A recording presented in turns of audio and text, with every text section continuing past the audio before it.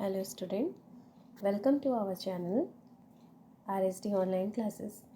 इस क्लास में हम आपके साथ बोर्ड के असाइनमेंट्स जो छत्तीसगढ़ माध्यमिक शिक्षा मंडल द्वारा दिए जाते हैं उसके सॉल्यूशन तथा पाक्षिक मूल्यांकन द्वारा दिए गए असाइनमेंट के सॉल्यूशन जो है वो हम आपके साथ शेयर करते हैं।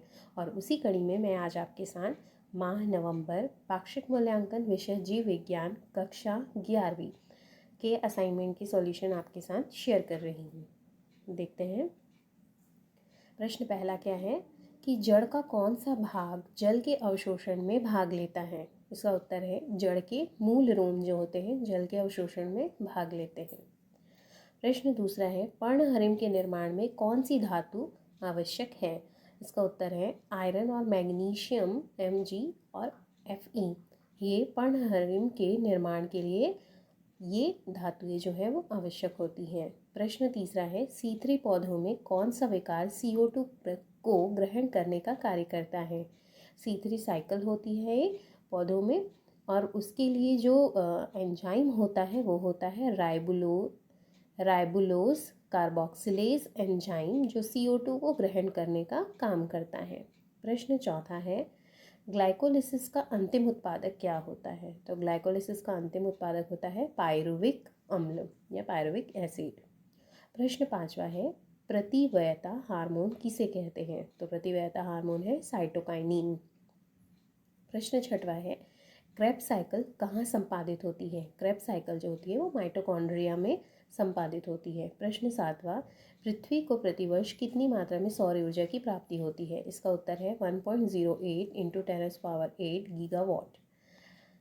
प्रश्न आठवां है प्रतिवाष्पोत्सर्जन प्रक्रिया क्या है या प्रतिवाष्पोत्सर्जन क्या है। इसका उत्तर है वे रसायन जो वाष्पोत्सर्जन दर को कम करने का कार्य करते हैं उन्हें प्रतिवाष्पोत्सर्जन कहते हैं। उदाहरण oxy ethylene phenyl mercuric acetate. प्रश्न नौवां विसरण और अंतः शोषण के बीच अंतर लिखें। इसका उत्तर है विसरण और अंतः शोषण। विसरण क्या होता है इस प्रक्रिया में विलायक और विलेय के अणु का अभिगमन साथ साथ होता है जबकि अंतः शोषण जिसमें केवल विलायक के अणुओं का ही अभिगमन होता है। विसरण की प्रक्रिया में जलने से पदार्थ की आवश्यकता नहीं होती है। इस प्रक्रिया में जल स्नेही पदार्थ लिखा हुआ है जल स्नेही जो वाटर के प्रति आकर्षित होते हैं ऐसे पदार्थ जल स्नेही होते हैं। तो इस प्रक्रिया में जल स्नेही पदार्थों की आवश्यकता नहीं होती है जबकि अंतः शोषण की अभिक्रिया में जल स्नेही पदार्थ की उपस्थिति आवश्यक होती है।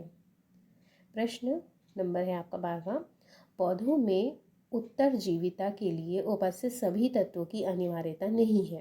ठीक है, इस पर टिप्पणी लिखी। जितने भी एलिमेंट्स होते हैं वो सभी पौधों की उत्तरजीविता उसमें प्रेजेंट हो ये ऐसा ज़रूरी नहीं है। इसका क्या कारण है कि पौधों को उनके द्वारा अवशोषित सभी प्रकार के खनिज तत्वों की अनिवार्यता नहीं होती है क्योंकि सभी तत्व पौधों के शारीरिक संगठन के लिए सीधे जिम्मेदार नहीं होते हैं। यद्यपि सूक्ष्म पोषक तत्वों की सांद्रता जैसे iron manganese copper zinc chlorine आदि भी अधिकता पौधों के लिए वृद्धि के लिए हानिकारक भी हो सकती हैं। बहुत सारे एलिमेंट्स होते हैं जो ज़रूरी होते हैं, बहुत सारे एलिमेंट ज़रूरी नहीं होते हैं। कुछ एलिमेंट्स ऐसे होते हैं जिनकी अधिक मात्रा भी जो रहती है पौधों को नुकसान पहुंचाती है। अगला है प्रश्न 11वां नंबर का। ये प्रश्न आपका 10वां नंबर का था। 11वां नंबर का प्रश्न आपका कहता है ऑक्सीकारक फॉस्फोराइलेशन क्या होते हैं। माइटोकॉन्ड्रिया की अंतः आवरण में प्रकाश की उपस्थिति में ATP का बनना। ATP यहाँ पर क्या है ऊर्जा का स्रोत होता है या जिसको हम ऊर्जा का सिक्का भी कहते हैं जिसका नाम है एडिनोसिन ट्राइफॉस्फेट। इसका बनना ऑक्सीकारी फॉस्फोराइलेशन कहलाता है या फॉस्फोरिलेशन कहलाता है। अगला है प्रश्न 12वां नंबर का। एक ही पौधे की पत्ती का छाया वाला यानी उल्टा भाग देखें और उसके चमक वाले यानी सीधे भाग से तुलना करें तो कौन सा गहरे रंग का होता है और क्यों। देखिए इसका उत्तर है पृष्ठधारी पत्तियों की पृष्ठ सतह में अधिक गहरे रंग की चमकीली दिखाई देती हैं।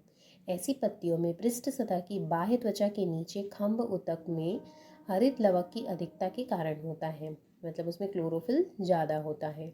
बाह्य त्वचा पर मोटी उपत्वचा के कारण यह चमकीली दिखाई देती है। इसके विपरीत पत्तियों की अधर सतह की बाह्य त्वचा पर पतली क्यूटीन तथा अंदर की ओर स्पंजी ऊतक पाया जाता है, जिसमें हरित लवक अपेक्षाकृत कम होता है, इसलिए इसकी सतह हल्के रंग की दिखाई देती है।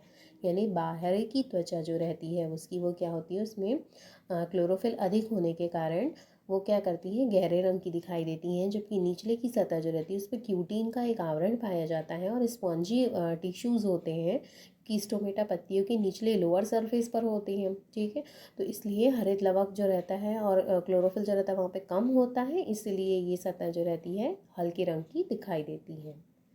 प्रश्न नंबर 13, पौधों के द्वारा खनिजों का अवशोषण कैसे होता है? तो इसका उत्तर है, पौधों में तत्वों के अवशोषण की क्रियाविधि का अध्ययन अलग अलग कोशिकाओं, ऊतकों तथा अंगों में से किया जाता है। अवशोषण की प्रक्रिया जो है वो 2 अवस्थाओं में पूरी होती है। प्रथम अवस्था में कोशिकाओं के मुक्त तथा बाह्य स्थान, जिसे हम बोलते हैं एपोप्लास्ट, में तीव्र गति से आयन का अंतःग्रहण होना निष्क्रिय अवशोषण होता है। एपोप्लास्ट में आयनों की निष्क्रिय गति साधारणतः आयन चैनलों के द्वारा होती है, जो कि ट्रांस झिल्ली प्रोटीन होते हैं और ये चयनात्मक छिद्रों का कार्य करते हैं। दूसरा है, दूसरी अवस्थाओं में कोशिकाओं के आंतरिक स्थल यानी सिम्प्लास्ट में आयन धीमी गति से अंतःग्रहण किए जाते हैं। इसमें आयनों का प्रवेश और निष्कासन में उपाचयन ऊर्जा की अनिवार्यता होती है।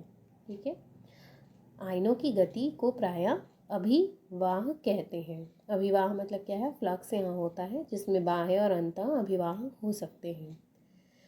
प्रश्न नंबर 14 है, टिप्पणी लिखना है आपको। पहला है आपका, दीप्तिकालिता। पौधों की दिन रात की अपेक्षित लंबाई के अनुसार अनुक्रिया को दीप्तिकालिता कहते हैं। दीप्तकालिता के अनुसार पुष्पीय पादप 3 समूहों में रखे जाते हैं। पहला है अल्पदीप्तकाली पौधे।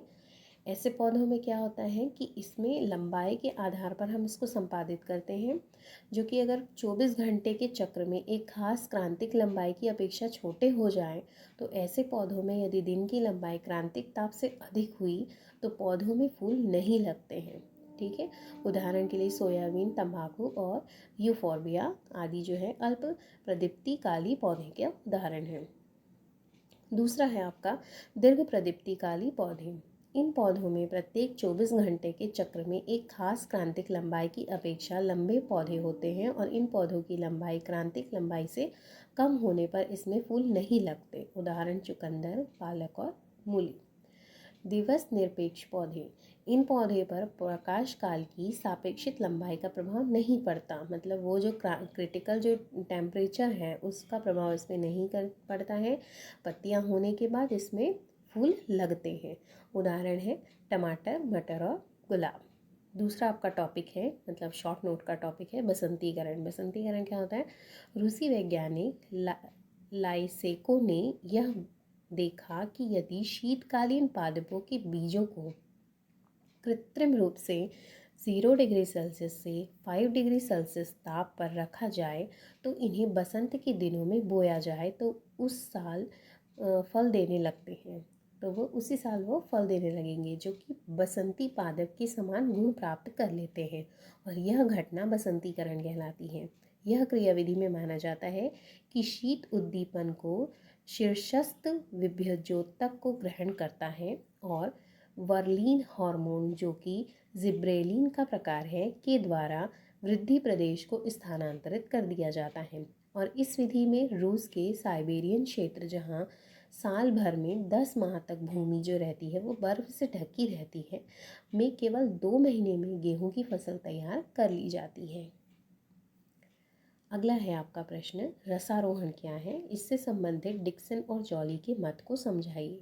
तो देखिए इसका उत्तर है, रसारोहण क्या होते हैं? जाइलम वाहिनियों तथा वाहिकाओं की सहायता से अवशोषित खनिज लवण युक्त जल अर्थात रस का मतलब जल या फिर रस उस पौधे के वायवीय भाग यानी अपराइट डायरेक्शन में तक पृथ्वी के गुरुत्वाकर्षण के विपरीत पौधों तक पहुंचाया जाना रसारोहण कहलाता है। मतलब वाटर एब्जॉर्ब करके जो रूट में जो जाइलम वाहिनियाँ होती हैं उसकी सहायता से जितने भी लवण होते हैं उसको एब्जॉर्ब करके वायवीय भाग यानी स्टेम पर किसके द्वारा पृथ्वी के गुरुत्वाकर्षण के विपरीत पौधों तक पहुंचाने की प्रक्रिया जो रहेगी वो रसारोहण कहलाती है।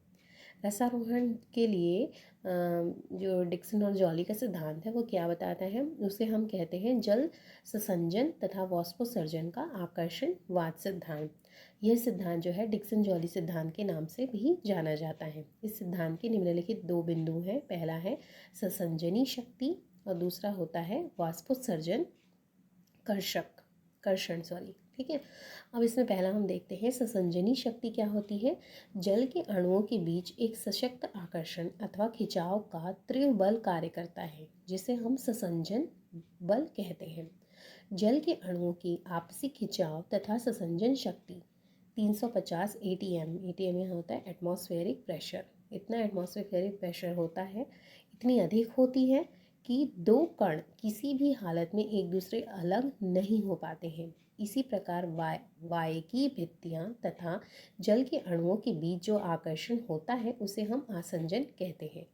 सेकेंड पॉइंट ये है इसका कि ससंजन और आसंजन बल के कारण जाइलम में जल की निरंतरता जो रहती है जड़ से पत्ती तक बनी रहती है। मतलब कंटिन्यूसली क्या होता रहेगा, जल जो रहता है वो जाइलम से जड़ से लेकर के पत्तियों तक के कंटिन्यूएशन में बना रहता है।